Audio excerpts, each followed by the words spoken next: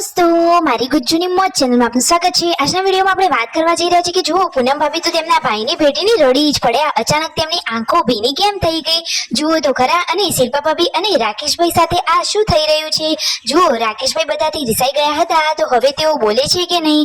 શું શિલ્પા ભાભીએ તેમને કશું કહ્યું હતું? શું કારણ બન્યું હતું? અને દોસ્તો, હવે તેમના મમ્મીની હોસ્પિટલે ક્યારે જવાનું છે?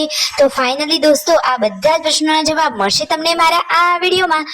મારી ચેનલ ઉપર નવા હોય તો ચેનલને ફટાફટ લાઈક શેર એન્ડ સબસ્ક્રાઇબ કરી દો। તમે વિડીયોમાં લાઈવ જોઈ શકો છો કે જો પૂનમ ભાભીના ભાઈ અહીંયા તેમના ઘરે આવ્યા હતા, તો પૂનમ ભાભીને તો અચાનક તેમના ભાઈની યાદ અને આ પળો જોઈને આંખમાં આંસુ જ આવી ગયા। તેમના ભાઈએ તો તેમને હાથમાં પૈસા આપ્યા અને અચાનક જ તેમની આંખો ભાવુક થઈ ગઈ। આને જ કહેવાય સાચો ભાઈ બહેનનો પ્રેમ। જુઓ તો ખરા। અને પૂનમ ભાભી તો આમ પણ ભોળા અને એકદમ દયાળુ છે।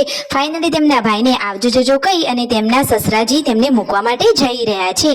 બચ્ચા પાર્ટી તો અહીંયા નાસ્તો કરી રહી છે ને એ પણ ફ્રૂટનો। દોસ્તો, આવી બધી જ લાઈવ લેટેસ્ટ ટ્રેન્ડિંગ અપડેટ મેળવવા માટે કરી દો મારી ચેનલને ફટાફટ સબસ્ક્રાઇબ અને full video in life of Thakur channel. તો દોસ્તો, રાહ નહીં જુઓ છો, બન્યા રહો આ વિડીયોમાં અને માહિતી બધી મેળવતા રહો। આજે તો ઘરે સરસ મજાનું ગવાનું શાક બની રહ્યું છે અને રાકેશભાઈ તેમનું શાક અલગથી બનાવી રહ્યા છે, તો એ તો આજે મરચા અને ડુંગળીનું શાક બનાવી રહ્યા છે।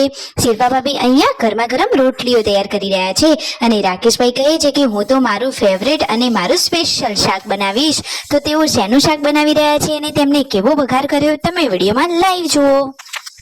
તો ફાઇનલી રાકેશભાઈ તો તેમના કામકાજમાં લાગી ગયા છે જુઓ। અને શિલ્પા ભાભી તેમની સાથે સરસ મજાની મજાક મસ્તી વાળી વાતોચીતો પણ કરી રહ્યા છે। તો આ તો એકદમ ક્યુટ કપલ છે।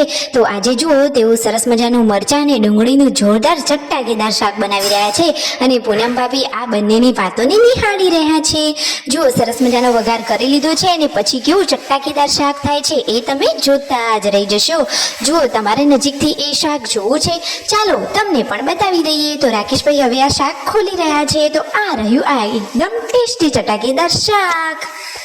રાકેશભાઈએ તો સરસ મજાનું આ શાક બનાવી લીધું છે। તેમના મમ્મી પપ્પા અને હવે શિલ્પા ભાભી, રાકેશભાઈ, પૂનમ ભાભી અને પાર્વતી ભાભી બધા જ લોકો જમવા માટે બેસી જ ગયા છે। તો જુઓ, જેમ જેમ બધા કામ પરવારે એમ વારા પરથી જમવા માટે બેસી રહ્યા છે। તો દોસ્તો, આજે રણજીતભાઈ અને સંજયભાઈ તખાભાઈના ઘરે જ રોકાયા છે। તેઓ ક્યારે ઘરે આવવાના છે કે હજુ ત્યાં રોકાવાના છે? અરે, આ વિડીયોમાં તમને એ પણ ખબર પડી જશે। તો ફાઇનલી પરિવારના લોકો જમી રહ્યા છે। આ તો એકદમ હેપી ફેમિલી છે। અને જુઓ, પછી શિલ્પા ભાભી ફોનમાં વાતોચીતો કરી રહ્યા છે, બચ્ચા પાર્ટી અહીંયા આરામ કરી રહ્યા છે અને મસ્તી કરી રહ્યા છે। સાંજના ટાઈમે તેમના મમ્મી તો રાતના જમણવાની તૈયારીઓ કરી રહ્યા છે। શાક સમારવાનું કામ તેમના મમ્મીએ કર્યું અને વઘારવાનું કામ શિલ્પા ભાભી કરી રહ્યા છે। શિલ્પા ભાભી તો દરેક કામમાં એક્સપર્ટ છે। ખેતરનું કામ હોય, ઘરનું કામ હોય, દરેકમાં એક્સપર્ટ એટલે જ શિલ્પા ભાભી। કોઈ પણ કામમાં તેમને નાનમ જ નથી, ફટોફટ એકદમ હરખથી બધા જ કામ કરવાના। તો જુઓ, રાતનો જમણવાર રેડી છે। સંજયભાઈ અને રણજીતભાઈ પણ ઘરે આવી ગયા છે અને બધા લોકો જમવા માટે બેસી રહ્યા છે। યશુ તો અહીંયા મસ્તી કરી રહી છે અને સંજયભાઈ કહે છે કે રમેલનો હજુ એટલો બધો થાક લાગ્યો છે કે ઊંઘ જ પૂરી નથી થઈ। અને જુઓ, રણજીતભાઈ પણ હવે જમવા માટે બેસી ગયા છે। આજે તો એમને દૂધ પણ આપી દો, આજે તો એમને છાશની મસ્તી લીધી। તો લાઈક શેર એન્ડ સબસ્ક્રાઇબ।